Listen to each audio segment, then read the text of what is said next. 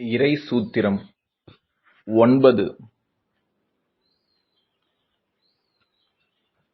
கருணையே வடிவான இறைவன் தன்னை இந்த இயற்கையின் மூலமாக வெளிப்படுத்திக் கொண்டே இருக்கின்றான். இயற்கையே இறைவனாக இருக்கின்றான்.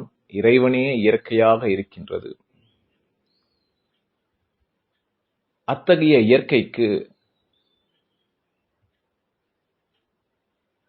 மிகப்பெரிய நுண் அறிவு இருக்கின்றது.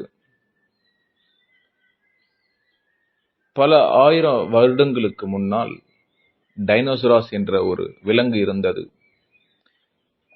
அந்த விலங்கால் இந்த சமுதாயத்திற்கு எந்த பயனும் இல்லை என்று இயற்கை உணர்ந்து அந்த இனத்தையே அழித்து, இன்று டைனோசராஸ் என்றால் என்ன என்று தெரியாத அளவிற்கு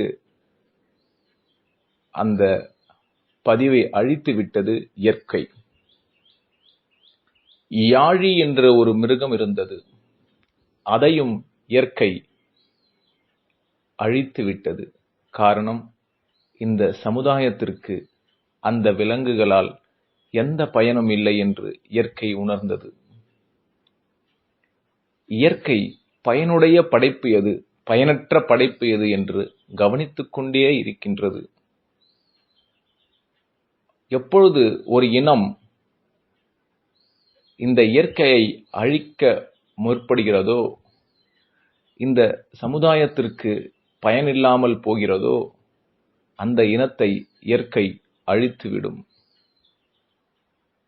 மனிதன் இயற்கையும் இந்த சமுதாயத்திற்கும் பயன்பட்டு அதை பாதுகாக்கும் வரை மட்டுமே இயற்கை மனிதனை வாழ அனுமதிக்கும். எப்பொழுது மனிதன் இயற்கையையும் இந்த இயற்கையினுடைய படைப்பையும் மதிக்காமல் அதை அழிக்க முயற்சிக்கிறானோ, அவனுடைய இனத்தையே இயற்கை மறைத்து அழித்துவிடும் சக்தி இயற்கைக்கு உண்டு. இனி நாம் தான் முடிவு செய்ய வேண்டும். மனித இனம் இந்த பூமியில் தொடர வேண்டுமா?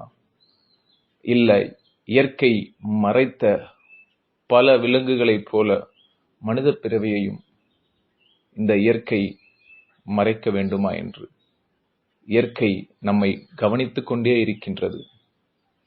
பயனற்ற உயிர்களையும் இயற்கைக்கு பாதகமாக வாழும் உயிர்களையும் இயற்கை ஒருபொழுதும் விட்டு வைப்பதில்லை. இந்த இயற்கை சத்தியத்தை நாம் புரிந்து கொண்டு இயற்கையை பாதுகாப்போம், இயற்கையை வணங்குவோம். மனிதனை இயற்கை கவனித்துக் கொண்டிருக்கின்றது என்ற உண்மையை புரிந்து கொள்வோம். ஹரி ஓம் சிவாய நம.